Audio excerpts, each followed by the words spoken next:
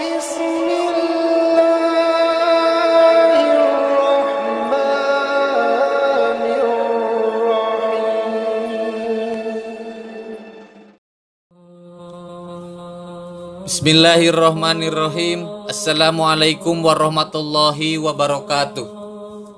Sahabat yang beriman,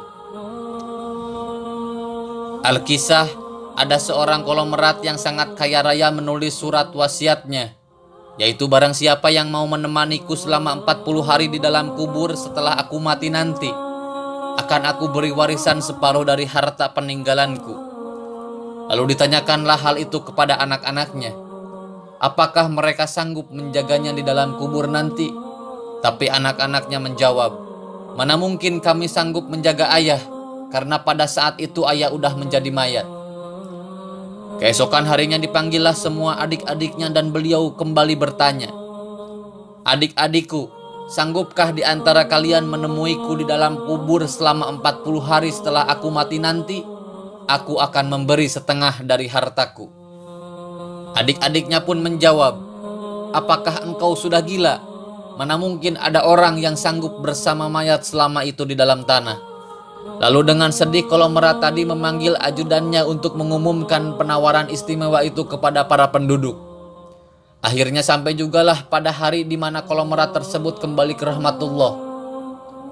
Kuburnya dihias megah laksana sebuah peristirahatan termewah dengan semua perlengkapannya.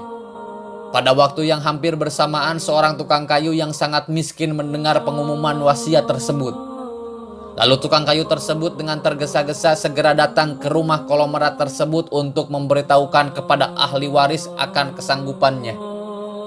Keesokan harinya dikebumikanlah jenazah sang konglomerat.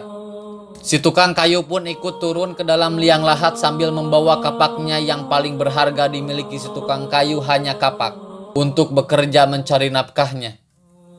Setelah 7 langkah, para pengantar jenazah meninggalkan area pemakaman. Datanglah malaikat Munkar dan Nakir ke dalam kubur tersebut. Si tukang kayu menyadari siapa yang datang, ia segera akan menjauh dari mayat konglomerat tersebut. Di benaknya sudah tiba saatnya lah si konglomerat akan diinterogasi oleh malaikat Munkar dan Nakir. Tapi yang terjadi malah sebaliknya. Malaikat Munkar dan Nakir malah menuju ke arahnya dan bertanya, apa yang kau lakukan di sini? Aku menemani mayat ini selama 40 hari untuk mendapatkan setengah dari harta warisannya, jawab si tukang kayu. Apa saja harta yang kau miliki? Tanya Munkar dan Nakir kepada si tukang kayu tersebut. Hartaku cuma kapak ini saja untuk mencari rejeki, jawab si tukang kayu. Kemudian Munkar dan Nakir bertanya lagi, dari manakah kau mendapatkan kapakmu ini? Aku membelinya, balas si tukang kayu. Lalu pergilah Munkar dan Nakir dari dalam kubur tersebut. Besok di hari yang kedua mereka datang lagi dan bertanya, apa saja yang kau lakukan dengan kapakmu?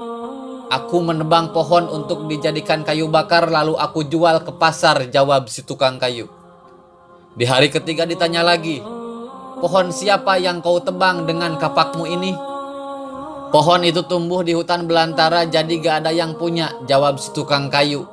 Apa kau yakin? Lanjut malaikat. Kemudian para malaikat pun menghilang. Datang lagi di hari yang keempat, mereka bertanya lagi, adakah kau potong pohon-pohon tersebut dengan kapak ini sesuai ukuran dan beratnya yang sama untuk dijual? Aku potong dikira-kira saja.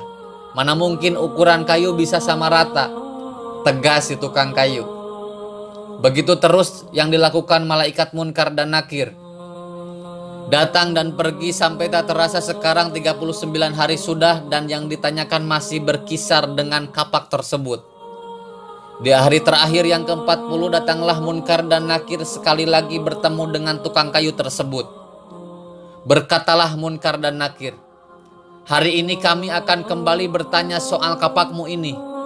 Belum sempat Munkar dan Nakir melanjutkan pertanyaannya, si tukang kayu tersebut segera melarikan diri ke atas dan membuka pintu kubur tersebut. Ternyata di luar sudah banyak orang yang menantikan kehadirannya untuk keluar dari kubur tersebut.